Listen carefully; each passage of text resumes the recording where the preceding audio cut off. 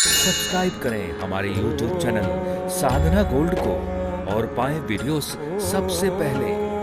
Bell icon दबाना ना भूलें। ऐसा क्यों होता है? ज्यादा आप पूजा करें, ज्यादा भगवान के शरण में रहें तो उतना परेशानी ज्यादा है, कष्ट ज्यादा है।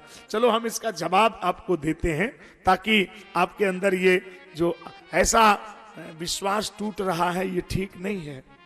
इसका मतलब आपकी भक्ति ठीक नहीं है, कुछ गड़बड़ है। क्यों? जितनी भगवान की पूजा करते हैं, जितना उनके शरण में रहते हैं, जितना उनके करीब जाते हैं, उतनी परेशानी ज्यादा। क्यों?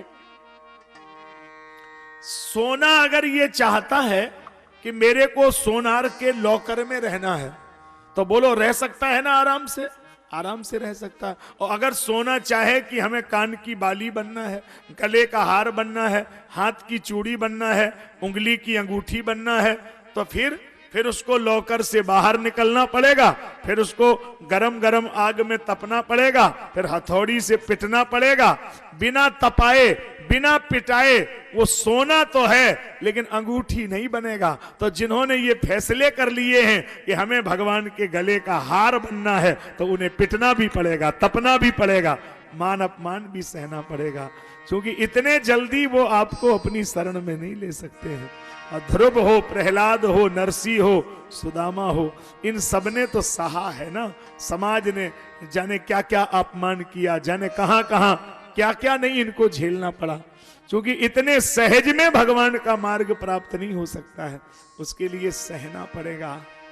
हमारे पूज्य महाराज श्री, बड़े महाराज श्री स्वामी श्री अखंडानंद जी महाराज ये कहा करते थे कि अगर किसी को साधना करनी हो तो सबसे बड़ी साधना है कि उसको सहने की आदत डाले।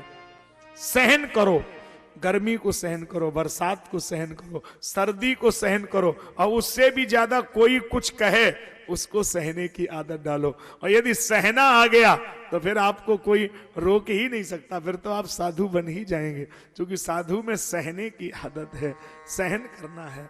कोई क्या कर रहा है, कोई क्या दे रहा है, देने दो, आप तो थोड़े सहनशील बन जाओ। एक नाव जा रही थी, कई बच्चे बैठे थे, एक साधु के सिर में पत्थर मार रहे थे। यद्यपि ये कृत्य वंदनीय नहीं है, सर्वदा निंदनीय कृत्य है, बच्चा ठीक नहीं कर रहे थे, ऐसा नहीं करना चाहिए, लेकिन साधु का धर्म तो देखो।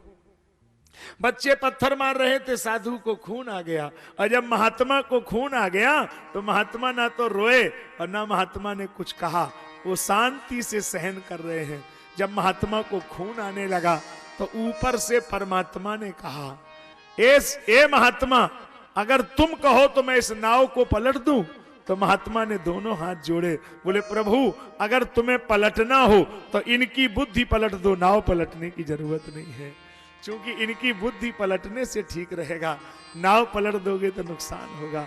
अगर तुम्हें अपनी बेटी की, अपने बहू की, अपने भाई की, अपने माँ की, अपने सास की, ससुर की बात अच्छी नहीं लगती है तो ये मत कहिए कि उनका बुरा हो जाए, यही कहो कि भगवान इनको बुद्धि दे दे, इन्हें अच्छी बुद्धि दे दे, और अच्छी बुद्धि मिल जाएगी, विवेक जग जाएगा, तो फिर दुनिया का द्वेष खत्म हो जाएगा।